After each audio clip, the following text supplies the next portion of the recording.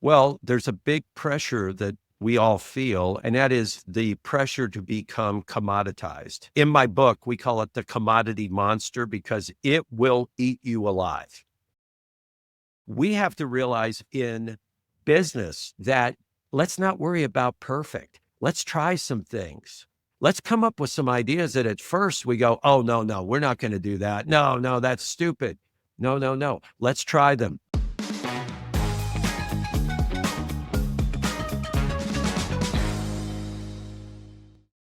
Thanks for joining us again on the Better Business, Better Life podcast. I'm your host, Debra Chantry-Taylor, and I'm passionate about helping entrepreneurs lead their ideal lives by creating better businesses, because as I like to say, life is too bloody short.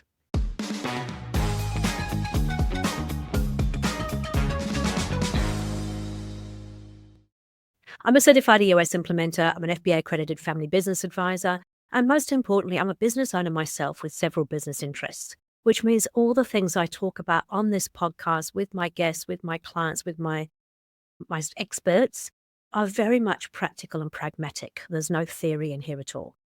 I work with established business owners and their leadership teams to help them live their ideal entrepreneurial life using EOS, the Entrepreneurial Operating System, and also tips and tools from our expert guests. Today's guest is a 2 times Ernst Young Entrepreneur of the Year recipient. He's also been inducted into the Ernst Young Hall of Fame. He's got over 4 decades of experience in his field, and he talks to people about how to keep great employees and give them real meaning. Today, he's going to share with you, I love this, how to fight the commodity monster and win hearts, minds, and market share. And if you listen closely enough, he'll also be talking about why we should be like the Rolling Stones. Today's guest is Barry LaBov. He is the founder and CEO of LaBov Marketing, Communications, and Training. And he's also the author of the book, The Power of Differentiation, Win Hearts, Minds, and Market Share. So welcome to the show, Barry. It's great to have you here. Thank you for joining us. Debra, it is an honor. You are so charming. I'm looking forward to this. I think we should have a really great conversation. I have no doubt we're going to have a great conversation. We've already established a whole bunch of things in common, but I know a little about you, but my listeners don't. So I would love you to share the Barry story. I must just share that when I was reading about Barry, it was like he's had 44 years of experience in his business. He was telling me they actually run on EOS. They do level 10 meetings. So I'd love to learn a little bit about how you got to where you are and what you do. Well, it was a mistake. I didn't mean to do it, Debra. I was a musician. I wanted to write songs and have hit songs and a hit band. And as I went down that journey, I started a jingle company, those irritating little ditties. And I had a band which was doing well, had a minor hit song, let's say, and had some songs published.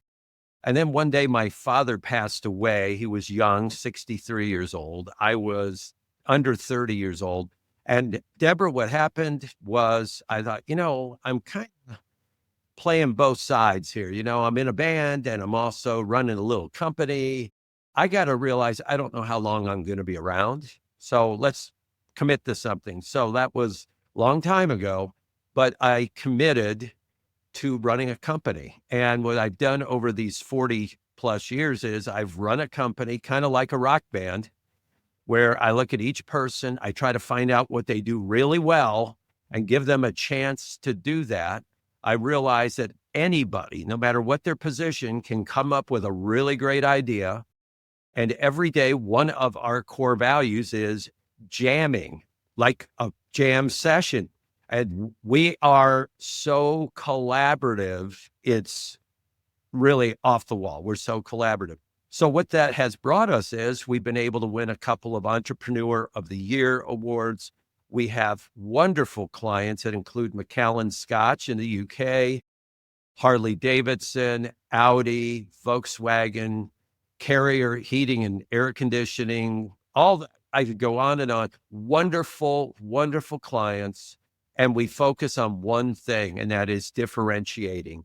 Finding out what makes a brand, a product, a company unique or distinct. And we'll talk about it today, but that's the only thing I focus on in my entire life. It's great to have that kind of clarity, isn't it, in terms of what you're good at. And I think it's something that a lot of entrepreneurs struggle with. particularly early on, I think we tend to try and be everything to everybody, and we try all different things. And then we've sort of suddenly realized that we're spread so thin that we're not doing anything particularly well. Yeah, I think it's easy. I do think what you said is really, really insightful. I think it's easy to say yes all the time in the beginning and try to be all things. And I'm okay with that. But I think as leaders, there is a point where we have to realize we cannot do everything. We can't promise to do everything.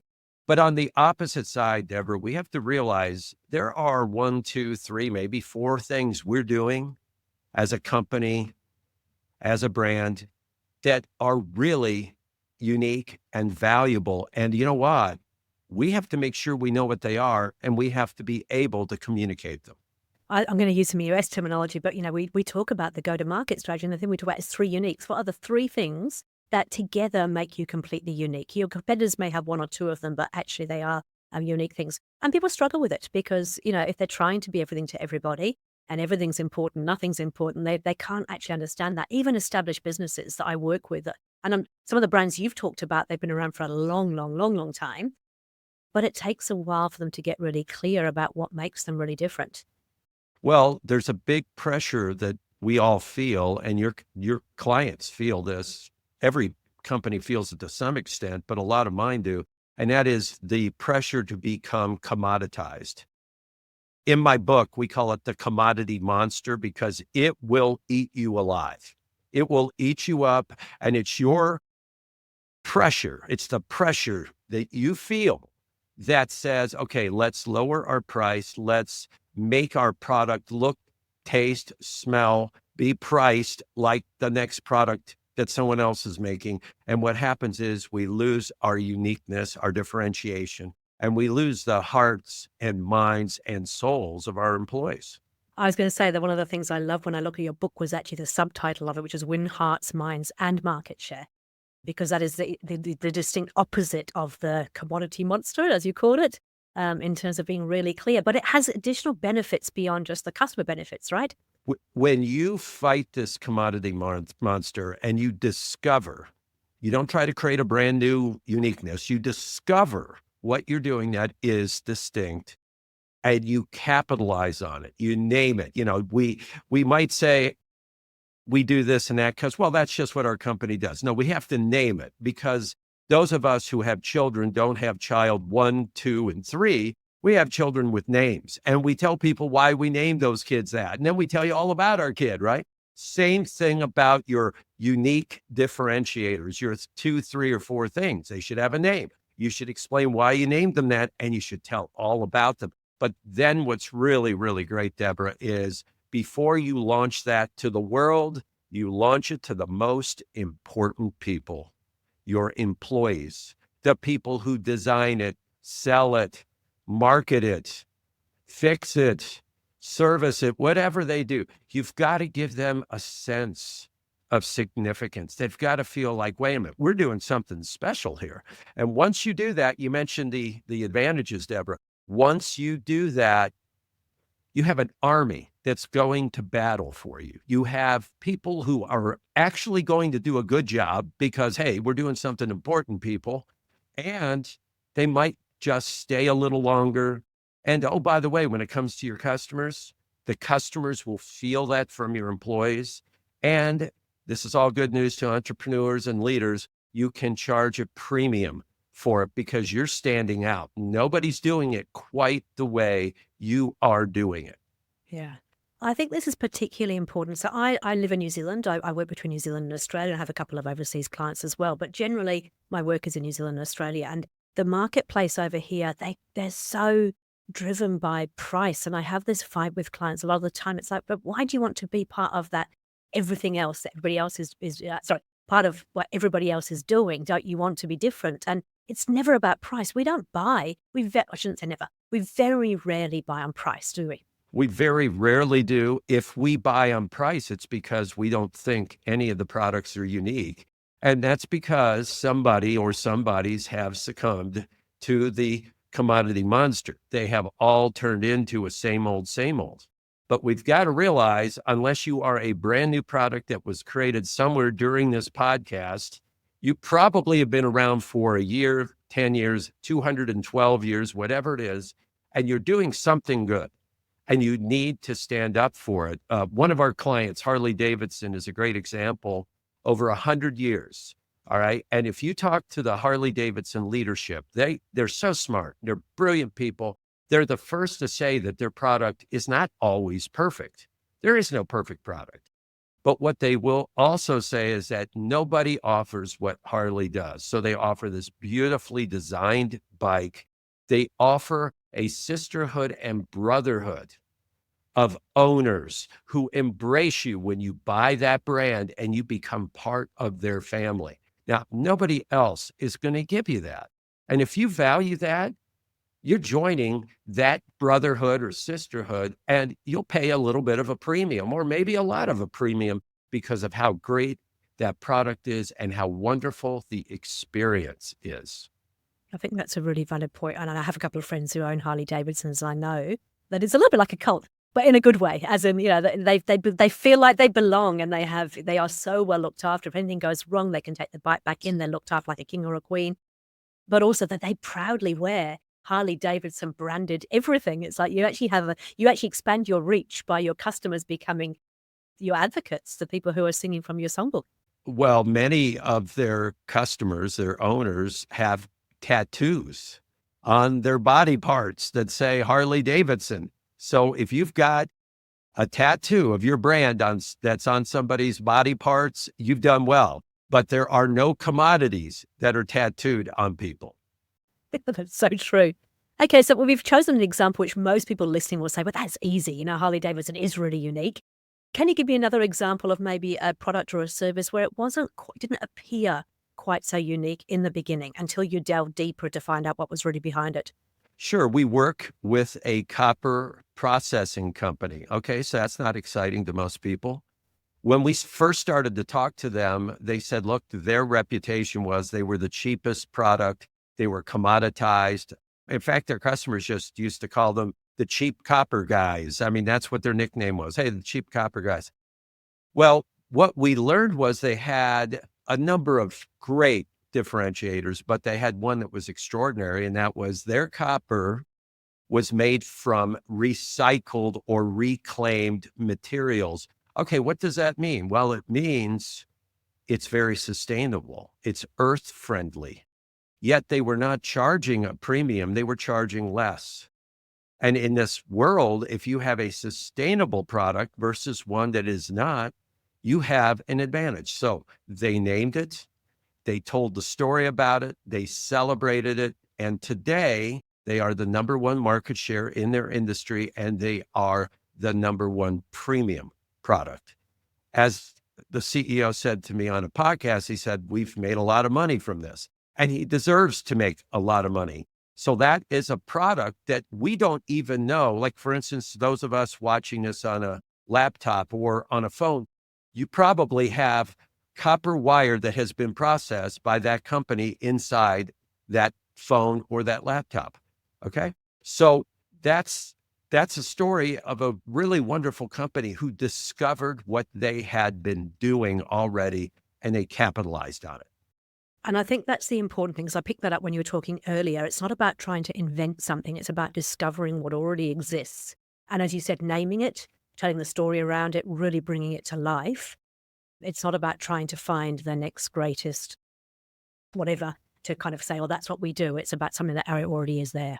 Well, it's easier for you as a leader and for your individuals at the company to live up to what they are doing and doing well than it is to say, okay, you know what? We're changing everything. We're going to be the cheap people. We're going to lower prices. We're going to sell 10 times as much. We're not going to make hardly any money, but we got to push it out the door. And all of a sudden, everything those people came to work to do has been thrown away. All of a sudden, your customers who have been turning to you for something are going, wait a minute, you guys have completely changed. I don't want to go give you my money. So what I'm saying to people is, it's easier for you to wake up in the morning and say, you know what, we're going to do what we do best, and we're going to charge for it. And we're going to have employees that are part of this excited culture right there with us. And they're going to love it, and they're going to do a better job, and they're going to stay with us for years and years. I love it. Absolutely love it. I want to give you a high five too. If you were in person, I'll give you a high five because I think that, yeah, cool. Thank you. Because I think that, I love it when people actually embrace this kind of thinking and actually really search for what's going on and are happy to kind of look at it. So yeah, any other examples? I think we should have a couple more examples if you can, around, maybe things that are not quite so sexy. I mean, I work with some clients, you kind of think of, metal recycling and growing fruit and vegetables, and you kind of go, actually, some of those do feel slightly commoditized, but my metal recycling firm actually decided that what they did better than anybody else was experience. It was the experience of dealing with them, the joy that you had when you went into their yards and the people that they had. It wasn't about the metal at all. Not quite sure about the fruit and vegetable people yet. What other examples can you give us? Well, we can go food. I work with a family-run but very large regional bread company.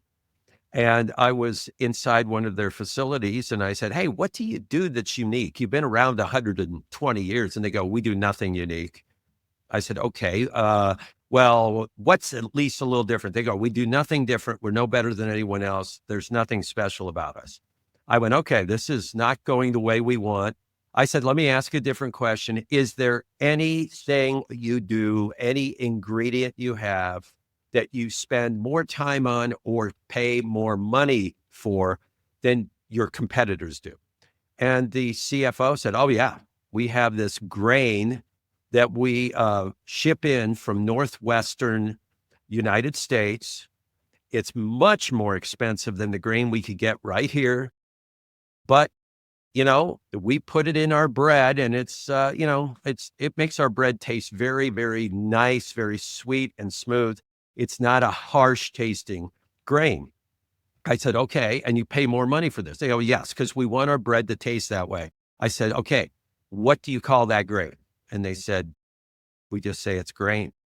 I said, "Okay, how do you promote it?" And they go, "We don't." I said, "Okay, that's a differentiator. We are doing that." I said, "Now, how do you share this with your employees that you actually spend 3 times as much money on this grain?" And they said, "We never really mentioned it. We didn't think it would be that important." I said, "Well, you're spending extra money and time to ensure that your bread is the most tasty, delicious bread. I think it should start with your employees knowing it. We need to name that grain and we need to promote it." So that's another example. It was right there. They've been doing it for decades. It's just they were not utilizing all the good things they're doing to share it with their employees and their customers. What did you call the grain, by the way? I'm really intrigued. Well, I can't tell you what it is. It's right in the middle of some changing and naming and yeah, but it's it's the type of thing that you've got to look at it that it's so important for us to identify what we're doing and why, because there are reasons behind it. And that's what I like to do with clients. But like in my book, I describe how we do it so somebody could read the book and try to do it themselves. I just want to see people identify the magic in what they're doing. What you're saying is, it's about really asking the right questions. So that in itself is a skill, right? Mhm. I always liken it to people who, I'm going to use my EOS example, but you've got people who self-implement EOS and they can do a fantastic job. And for some people, it Mhm. works really, really well. But in reality, learning the tools and things is just, you could learn that from YouTube, you could learn it from wherever you can apply them yourselves. Having somebody externally come in and ask the right questions is actually where you get the most value, because you and I, we're not in that day-to-day business, day in, day Yeah. out, very blinkered in terms of what we're doing. We're coming in from an outside perspective and we're prepared to actually challenge the assumptions. We're prepared to ask some questions and really dig that out of them. And I'm guessing that's what Yeah. your team does when they work with a client. We do. I think I'll jump a little bit on that concept a tiny bit and tweak it, let's say. I think it's asking the right questions, but it's also listening between the lines as to what people say, to where their emotion gets very high, where their excitement is evident. We ask a question of our clients, their employees, their customers, their suppliers. We ask, among others, we ask, what is it that this company should not change? What should they not change? And what's interesting is, Deborah, and I'll give you a specific example, and I can share the name of what we found. We worked with a law firm, and They were viewed as an old, stodgy group of expensive people in a particular city. And I thought, oh boy, that doesn't sound too exciting. They were in competition with a very, very large amount of younger law firms that were cooler, hipper, and a little cheaper. And we went and talked with various customers, employees, and we just said, hey, what should they not change? What are they doing well? And we heard a lot of different things, but we heard one person say, well, it's their bandwidth. And I said, bandwidth. I thought, that's interesting. So we're talking to somebody else, and I go, well, what is it that they do, or why do you work with them? This was a client. And they said, well, they've got great bandwidths. And all of a sudden, we're hearing this word, bandwidth. Bandwidth, Debra, was their differentiator because it explained why they could charge a premium, why they could have kind of an older office. They're over 150 years old as a law firm, but you know what? They did virtually every type of law. And so if you wanted to go to one firm and have a group of men and women that understood your business, whether it was going to be employment law, technology law, trademark law, whatever, this was the firm. Yes, you could go to the younger, hipper, cooler firm, but they would be more likely limited. This firm had bandwidth, and that is what they built their reputation around. I love it. Yeah. And as you said, it's an insight, not necessarily from inside, but it's an insight from the customers who will actually can tell you what they love about them. Well, came from their employees too. See, the employees said, yeah, I love we have all this bandwidth. I'm going, bandwidth. Love the concept. Okay, that's great. So if somebody's sitting here and listening at the moment and going, oh, you know what, I think we are just part of the commodity monster, if you like, what would be the first thing you would suggest that they do? I mentioned it. I'll give them a couple things they could do, Debra. Number one, go to the people who understand your brand the most. So that can be your employees, that can be customers, your leadership, sure, former customers, that's fine too. And ask them, what is it that you do or you create that you should never change? What is it? And if they say, oh, you're great people. Okay, get a little deeper. What does that mean? If they say, well, I like your truck that you do. Okay, but what about the truck that we should never change? And you're going to start hearing things. You have to listen, though, because you want to find out what are those strange words like bandwidth, strange words that keep cropping up. So that's number one. Related to that I think is very important. I want people to listen to this great slogan, words create worlds. Okay, I did not create it, but words create worlds. So I want them to do this. Once you learn at least some basic idea of what your uniqueness is, find words that are not typical. Find words that are specific, that describe you uniquely. Don't go with the typical words. So don't go service, selection, quality, value. Don't do it. Because you know what? Nobody will listen. Don't say, oh, we have high quality. Don't say, oh, we really care about doing a good job. Okay, guess what? You're going to put people to sleep. I had a client and we were talking to them and they kept using one word. And I said, okay, this has to be in your core values and we'll use it in your language. And it was the word rigor, R-I-G-O-R. And it was because they say, you know what? We've got rigor. We're going to make sure our truck is tested because it's got to go through really rugged situations. It has to be there. And we have the rigor to do it. I said, okay, you own rigor. Don't say, oh, we like to do nice things and we want to do quality. No, we deliver rigor. And the point is, look at the words that describe what you do uniquely. Push yourself. Now, Debra, I'm not going to ask you this. I'll ask the audience. How many words are there in the English language? I'll tell you, 200,000 words, 200,000. Let's look for words. You ask me, what should they do? Let's look for a word that's not in the 7 or 8 that I mentioned, like service, selection, quality. Find your version of rigor. Find your version of bandwidth. Find it and hold on to it and do it. Like I say, when I'm meeting with new clients, they go, okay, well, what about you? You know, there are marketing agencies and gurus all over the place. I say, yeah, we only focus on one word, differentiation. That's it. And they go, oh, you're the differentiation people.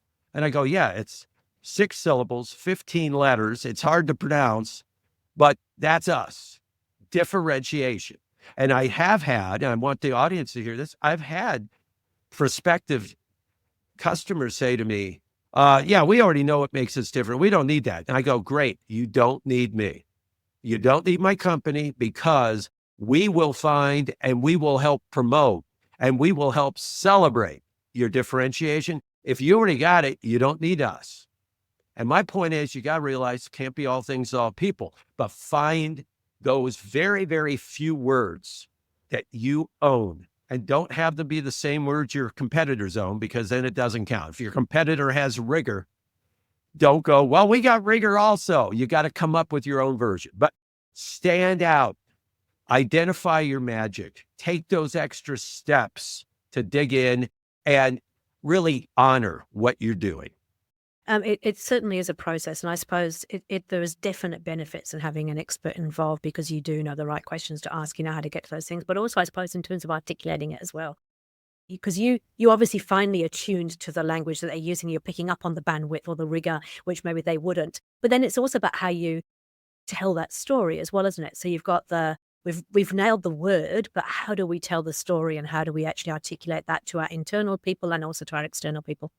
Well, here's a message to the audience. It's not enough to have a story. So if you say, yeah, about 20 years ago, 3 people came together and, you know, they bought a bunch of equipment and blah, blah. Okay, you're putting people to sleep.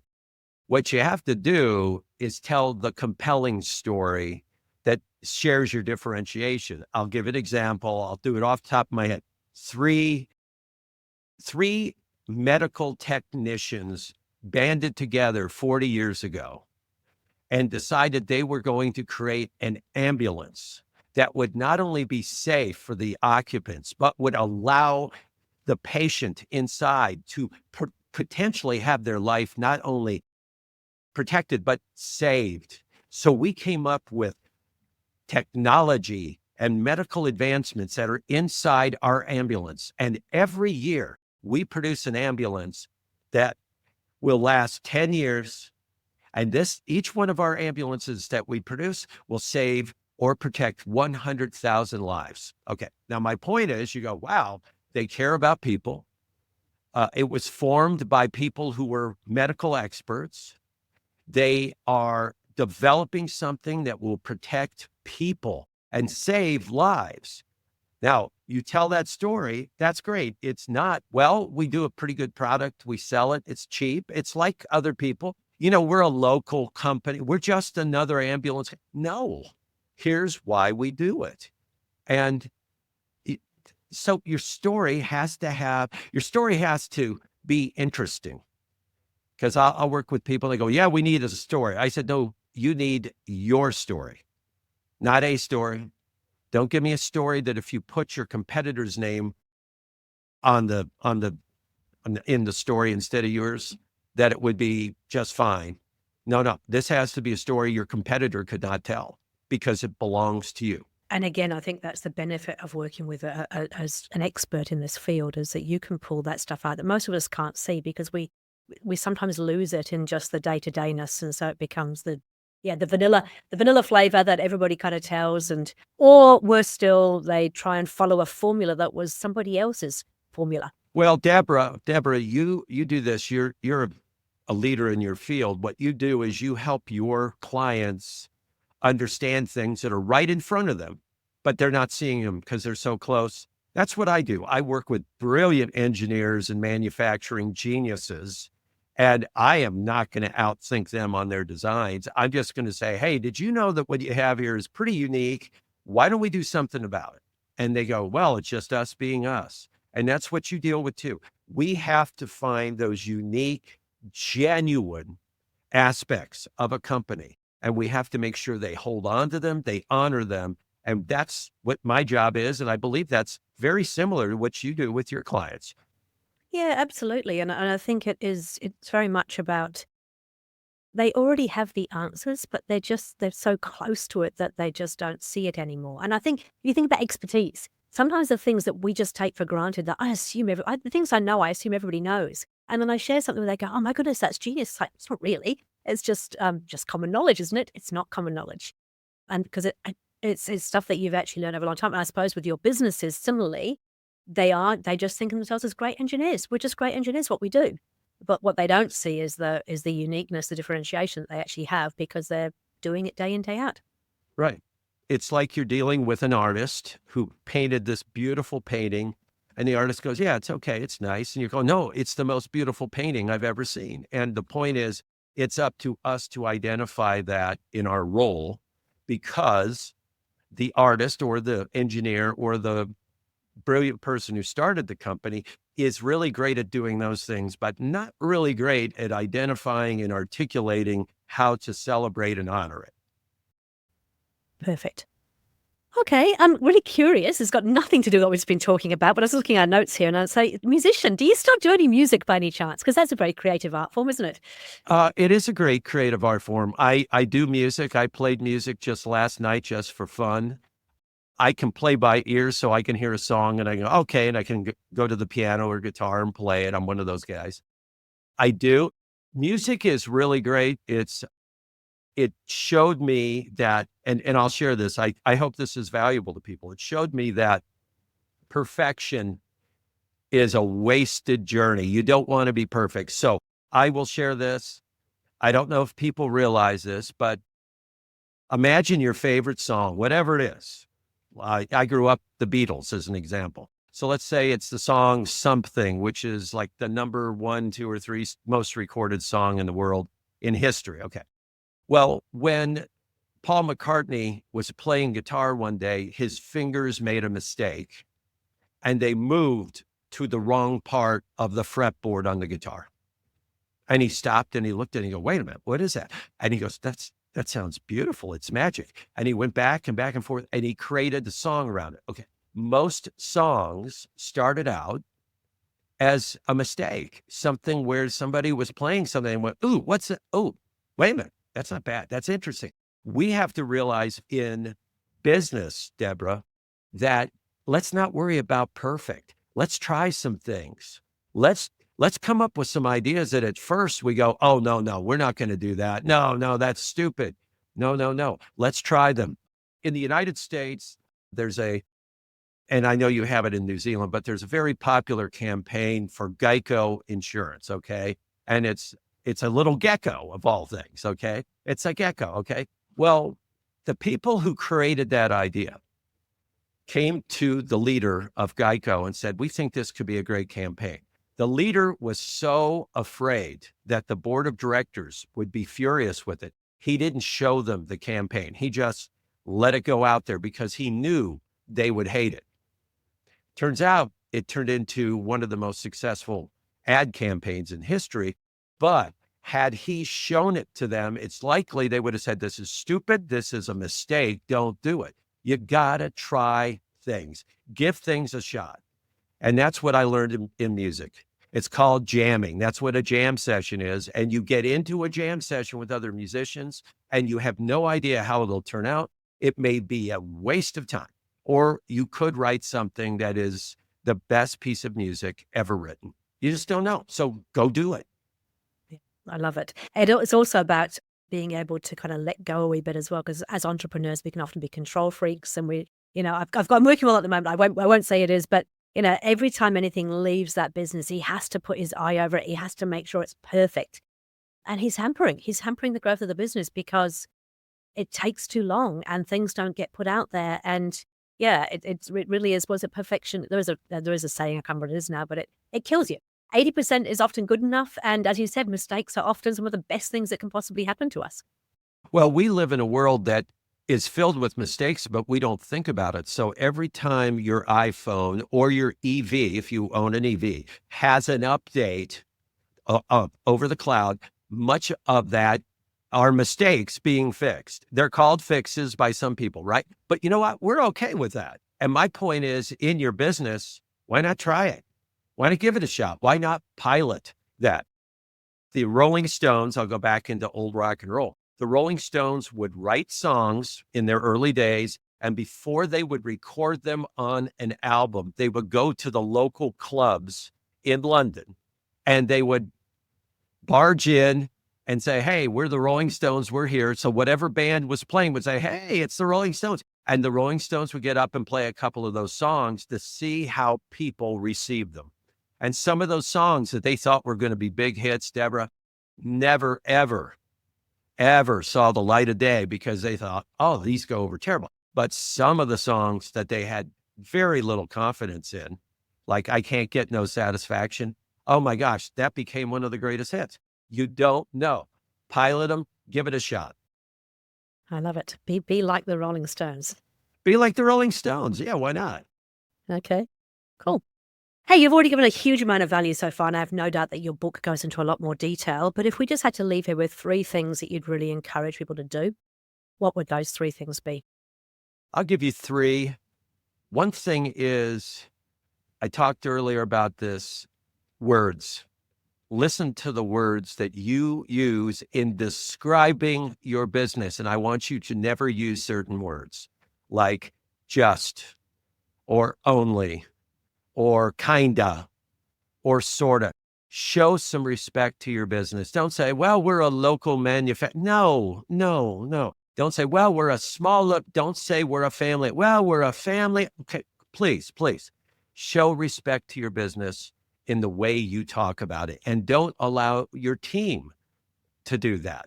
Don't be a kind of, a local business.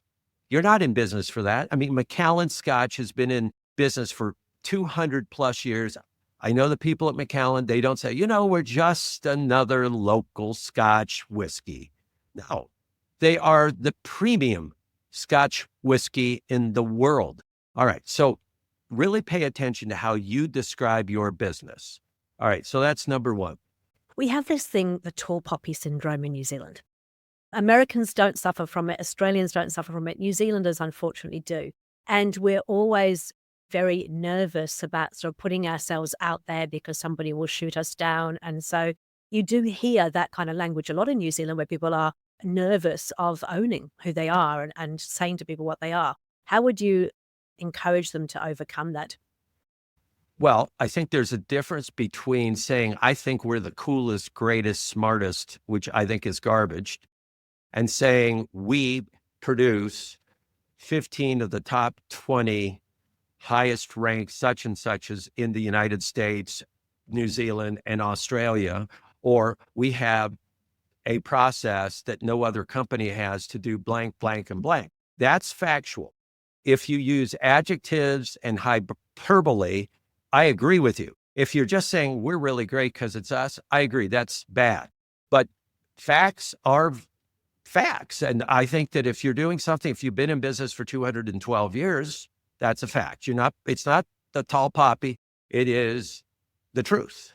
So that's what I say. I say you don't have to use hyperbole, adjectives, and flowery language, but let people know what you do. Like I said, we focus on one word, differentiation. I didn't say we're the coolest, neatest, best looking, wackiest group of people. We're not, and I'm certainly not, but I focus on one thing, and I have a process that has one step nobody does. Okay, that's factual. That's all I'm saying. So I think that's important. A couple of other things that I think are really important is, I mentioned a little bit, but I really want the leaders to understand that you do not launch a new product without doing 2 things. Relaunching your brand. So here's what I'm saying. Let's say you have a brand new product and it's really going to be great and I can't wait. Don't be the company that launches that product, spends the money on it, and a year later, the brand itself hasn't really gained anything because everything was about that product. When you create that new product, it should be a reflection of your brand, and you should do a relaunch of your brand. Now you say, oh, that's a lot of money. It's not a lot of money.